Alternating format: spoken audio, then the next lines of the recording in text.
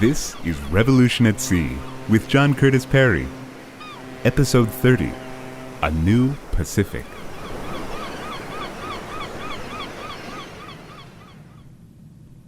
The America-Japan War, 1941-1945, brought the Pacific to fresh American attention, as did the Chinese Civil War and Communist triumph in 1949. For Americans, China exercised a strong sentimental attraction due in major part to the heavy influence of Christian missionaries. With revolution, Americans regarded China as lost. Red China it became for us, with all the negative connotations attached. The far Pacific had long lay in the American consciousness. We'd been thinking about Asia even before first setting foot on Asian shores. In the 18th century, the Anglo-Irish bishop and philosopher George Berkeley wrote a verse much quoted long thereafter and popular in early America. Berkeley wrote, "Westward the course of empire takes its way, the first 4 acts already past, the 5th shall close the drama with the day. Time's noblest offspring is the last." In other words, the tides of history bring inevitable change, except that they stop somehow at the very end with an American supremacy.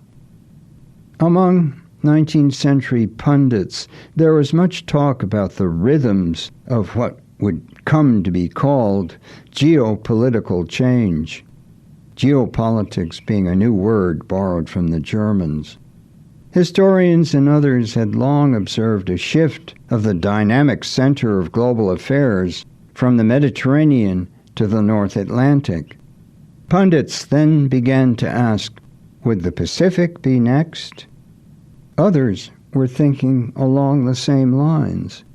Alexander Herzen, Russian refugee from Tsarist oppression, in 1858 proclaimed the Pacific to be the Mediterranean of the future.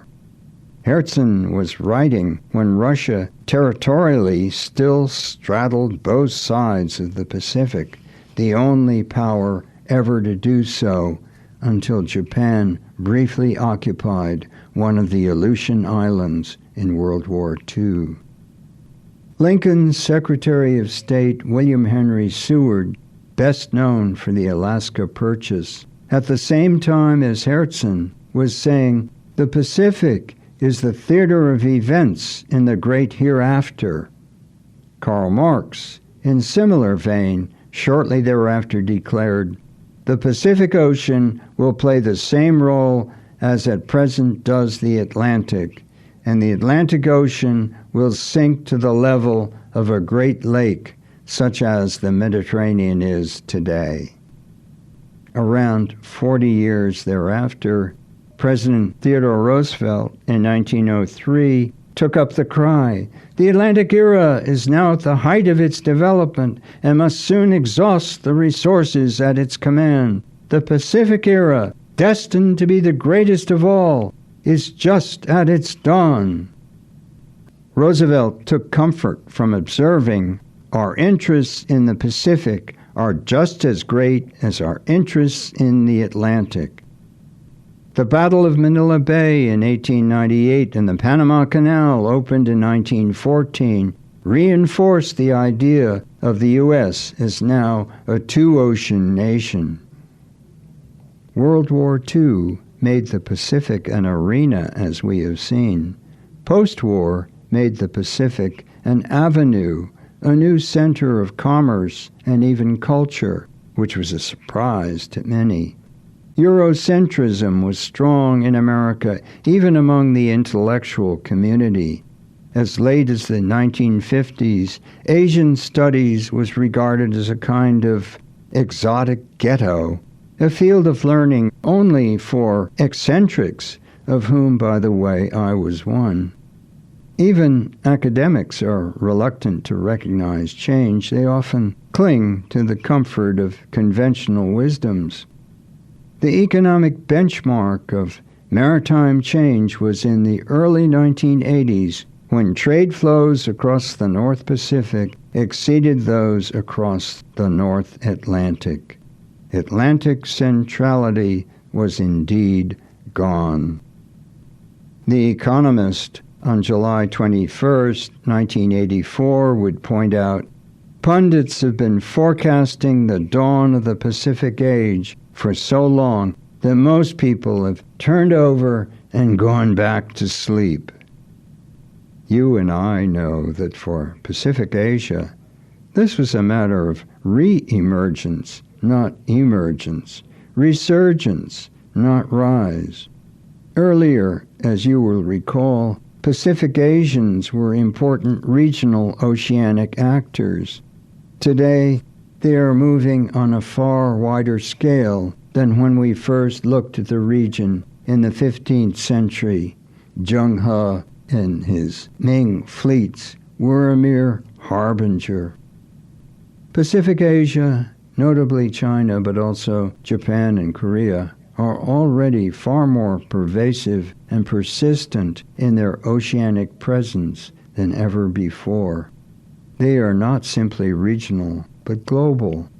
That China, for instance, is a new player in the global maritime world is a revolutionary phenomenon for the Middle Kingdom.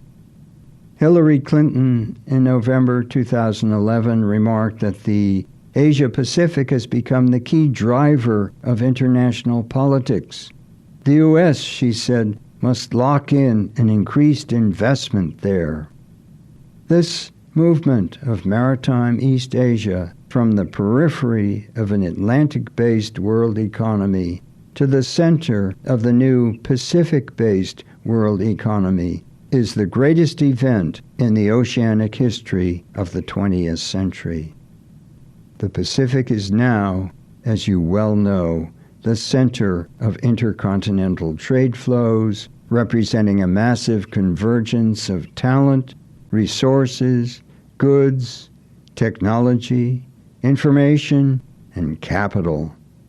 We've seen the rise of Tokyo and more recently Shanghai to rival New York and London, with Singapore and Hong Kong in the second tier perhaps. But two of the world's three largest container ports recently surpassed by Shanghai, all three being Chinese cities.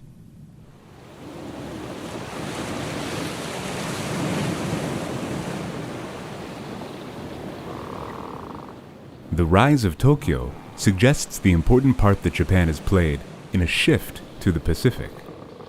Join us next time to explore the Japanese experience in Episode 31, Japan in the New Pacific. Revolution at Sea is written and spoken by John Curtis Perry, with additional voicing by Jamie Rosenberg. Recording by 1623 Studios, Gloucester, Massachusetts. Production and distribution by Albert Bouichade Ferret. Goodbye until next time.